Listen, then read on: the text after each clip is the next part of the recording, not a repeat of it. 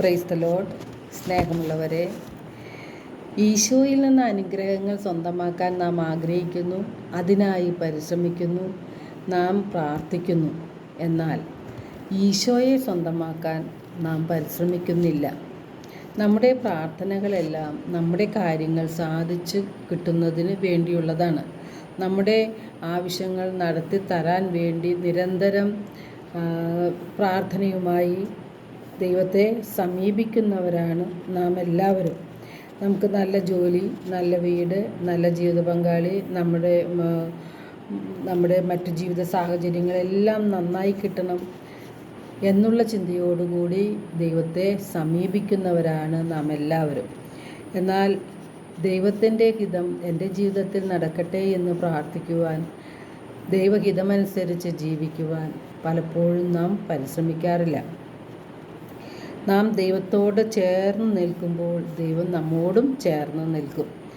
യേശുവിനോടുള്ള ഇഷ്ടത്തിൽ നിന്ന്, സ്നേഹത്തിൽ നിന്ന് യേശുവിനോടൊരു വ്യക്തിപരമായ ബന്ധം സ്ഥാപിച്ച് യേശുവിനെ സ്വന്തമാക്കുകയാണ് നാം ചെയ്യേണ്ടത്.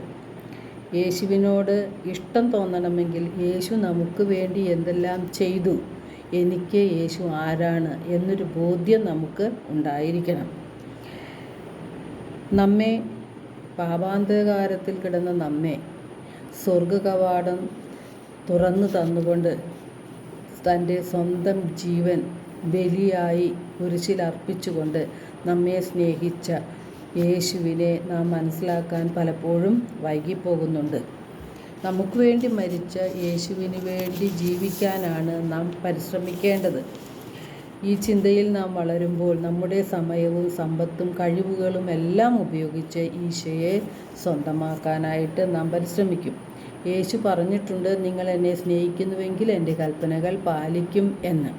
വിശുദ്ധ ലൂക്ക 6:46 യേശു നമ്മോട് ചോദിക്കുന്നു, നിങ്ങൾ എന്നെ കർത്താവേ കർത്താവേ എന്ന് വിളിക്കുകയും ഞാൻ പറയുന്ന കാര്യങ്ങൾ അനുസരിക്കാതിരിക്കുന്നത് എന്തുകൊണ്ട്? അതായത് യേശുവിൻ്റെ വചനങ്ങൾ നമ്മുടെ ജീവിതത്തിൽ പ്രാവർത്തികമാക്കാത്തത് എന്തുകൊണ്ട് എന്നാണ് യേശു നമ്മോട് ചോദിക്കുന്നത്. ഈശോയെ സ്വന്തമാക്കണമെങ്കിൽ നാം നമ്മുടെ അനുദിന ജീവിതത്തിൽ ദൈവത്തിന് ഒന്നാം സ്ഥാനം കൊടുക്കുമ്പോൾ ദൈവത്തിൻ്റെ ശക്തിയും മഹത്വവും നമ്മുടെ ജീവിതത്തിൽ അനുഭവിക്കുവാനായിട്ട് നമുക്ക് സാധിക്കും. അപ്പോൾ നമ്മുടെ ജീവിതത്തിൽ മാറ്റങ്ങളുണ്ടാകും, നമ്മുടെ മനോഭാവങ്ങൾ മാറും. നമ്മെ വേദനിപ്പിച്ചവരോട് ക്ഷമിക്കുവാനും അവർക്ക് വേണ്ടി നന്മകൾ ചെയ്യുവാനും നമുക്ക് സാധിക്കും. അപ്പോൾ ദൈവത്തിൻ്റെ ഹിതമനുസരിച്ചുള്ളൊരു ജീവിതമായി മാറുകയും ചെയ്യും.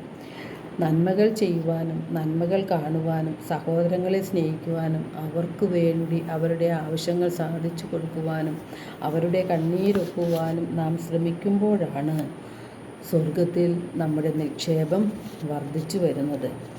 അങ്ങനെ എന്തു വില കൊടുത്തും എന്ത് സഹനം സഹിച്ചുകൊണ്ടും നമ്മുടെ കഴിവനുസരിച്ച് യേശുവിനെ സ്വന്തമാക്കാൻ അനുദിനം പരിശ്രമിക്കുമ്പോഴാണ് യേശു നമ്മുടെ സ്വന്തമായി മാറുന്നത്. എല്ലാവർക്കും ഒരു നല്ല ദിനം ആശംസിക്കുന്നു. ദൈവം നമ്മെ ഓരോരുത്തരെയും സമൃദ്ധമായി അനുഗ്രഹിക്കട്ടെ.